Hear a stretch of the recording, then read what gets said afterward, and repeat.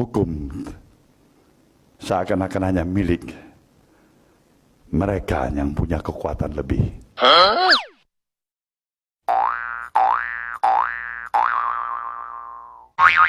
Pernyataan Ketua Umum Partai Nasdem Surya Paloh ini jadi sorotan para netizen.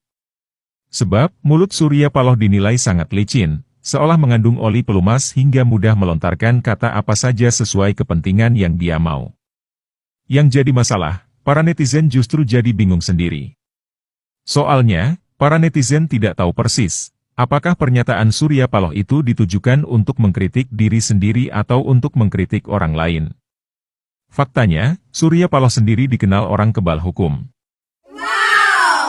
Jejak kebal hukum itu setidaknya bisa dilacak ke Pulau Kaliage milik pribadi Surya Paloh di kawasan Kepulauan Seribu, Jakarta. Pada era Gubernur DKI Jakarta di jabat Ahok lalu, Surya Paloh melakukan reklamasi semaunya sendiri di Pulau Kaliage miliknya. Reklamasi ini untuk membangun tempat pendaratan helikopter pribadi. Sayangnya, proses reklamasinya tak pernah meminta izin kepada pemerintah DKI Jakarta. Makanya, reklamasi pembangunan landasan helikopter pribadi Surya Paloh itu akhirnya disegel.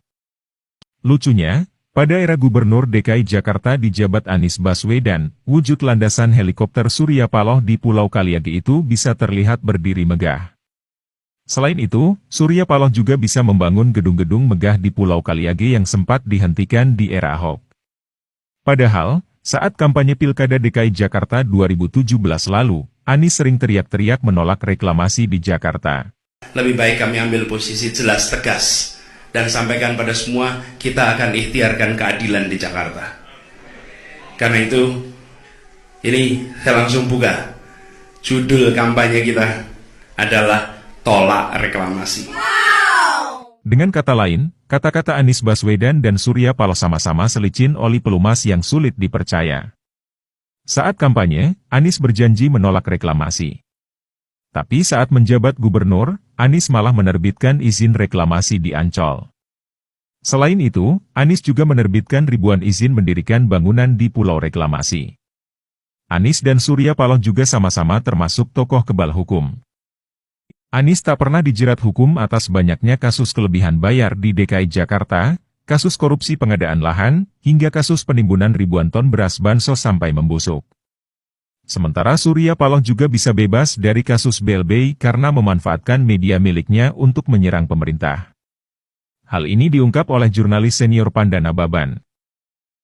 Yang sangat menyolok itu kasusnya Surya Paloh, BLBI Hotel Tiara.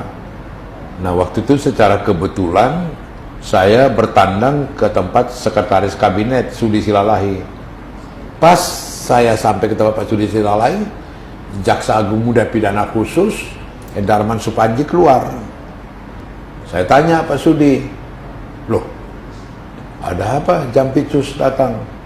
Aduh, saya disuruh Jaksa Agung panggil dia supaya stop, jangan diteruskan lagi pemeriksaan Surya Paloh. Loh, kenapa Surya Paloh? Ya dulu diminta diperiksa, ada kasus BLBI Hotel Tiara Medan. Loh, kenapa berhenti? Kenapa disuruh berhenti? Presiden nggak tahan serangan-serangan dari apa? Dari Metro, dari TV, sama kemudian dari media, daripada berkepanjangan ribut, ya suruh stop aja. Saya cerita itu ke Surya Paloh. Sur, kau pernah diperiksa kejaksaan? Iya, pernah sekali. Terus gimana? Ya udah nggak lagi gitu. Ada cerita begini loh. Kok tawa dia, wah, baru ketawa dia. Iya Pak, aku udah tahu itu. Karena Surya Paloh itu teman akrabku puluhan tahun. Gitu. Ya itulah cerita intervensi yang konyol.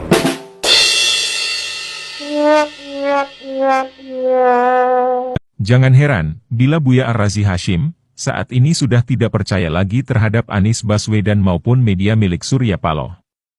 Apalagi, Metro TV juga pernah diprotes oleh jurnalisnya sendiri karena melakukan PHK sewenang-wenang. Yang di TV itu kan sandiwara semua itu. Dulu Metro TV disebut Metro Tipu, ya kan? Sekarang dukung Anies Baswedan, Hafizahullah. Ada tambahannya sekarang pakai Hafizahullah. Kalau dulu belum. Ya. Sekarang begitu. Terus antum masih mau percaya dengan perubahan-perubahan ini? Saya udah nek, tahu nek kan? Udah nggak minat sama sekali orang bawa agama kah politik itu, dia mempolitisasi agama.